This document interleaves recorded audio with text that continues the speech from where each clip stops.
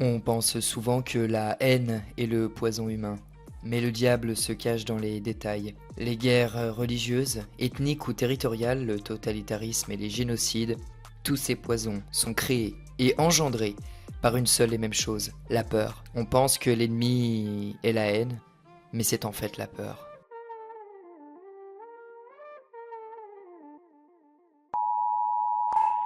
Mais moi, je suis un homme, un vrai. Je n'ai peur de rien.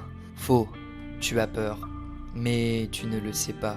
Du moins, tu ne souhaites point savoir. Dans l'Antiquité, les Grecs avaient deux termes pour nommer la peur. Déos, signifiant la crainte réfléchie et mentalisée, et Phobos, décrivant une crainte intense, sans rationalité, accompagnée de la fuite mentale. Ce terme donnera phobie en français, signifiant le stade le plus haut de la peur, s'apparentant à un handicap quand elle se déclenche.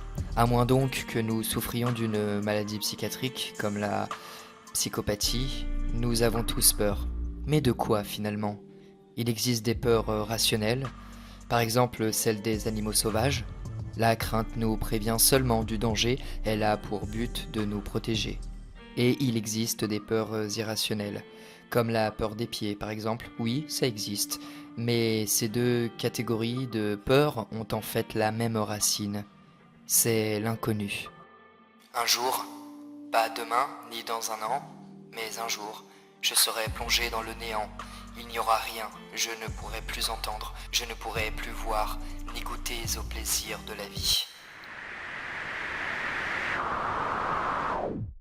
Ceci est l'idée de la mort, du moins la plus répandue.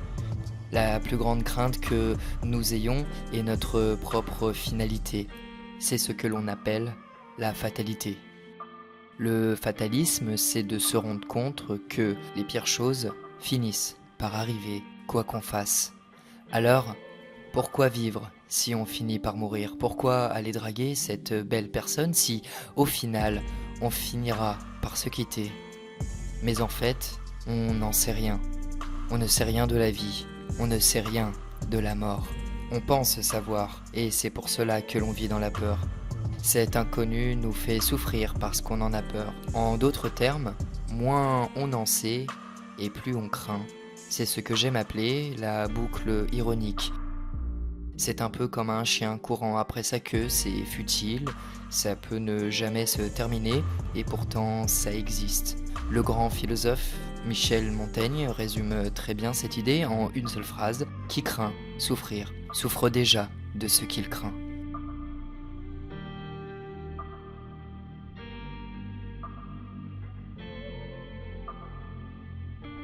Ce que Montaigne explique, c'est bien souvent que nous souffrons davantage par notre mental que par la réalité.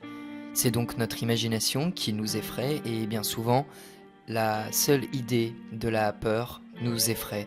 Et pour en revenir à notre propre extinction, qui se trouve être le centre de toutes les peurs, le philosophe Arthur Schopenhauer dépeint cette crainte vivace qui nous anime dans son essai du néant de la vie. Quand dans les rapports quotidiens de la vie, on est interrogé sur la continuation de l'existence après la mort par un de ces gens qui veulent tout savoir mais rien apprendre, la réponse la plus convenable et aussi la plus correcte est éventuellement celle-ci. Après ta mort, tu sauras ce que tu étais avant ta naissance.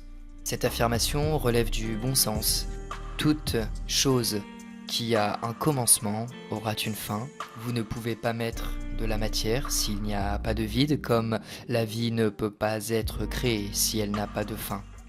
Comme nous sommes matérialisés et par conséquent matérialistes, nous n'arrivons pas à concevoir autre chose que ce que nous voyons et ce que nous pouvons concevoir. La fin de notre existence ne devrait en aucun cas nous inquiéter, parce que nous avons déjà fait l'expérience du néant. Celui-ci pourrait être la matérialisation de quelque chose d'autre. En outre, ce qui laisse dans la peur permanente, c'est le fait de ne pas savoir, et donc nous imaginons un inconnu, quelque chose que nous ne pouvons matérialiser.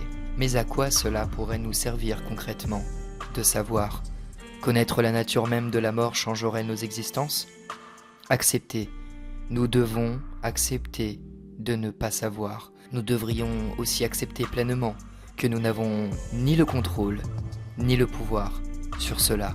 En d'autres termes, accueillir sa peur et en prendre conscience est le meilleur des moyens pour l'éliminer.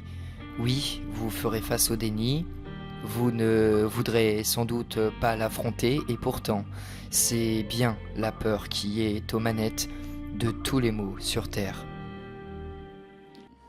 Peur, tu as de la perdre, je crois. Oui, alors, qu'est-ce que ça change?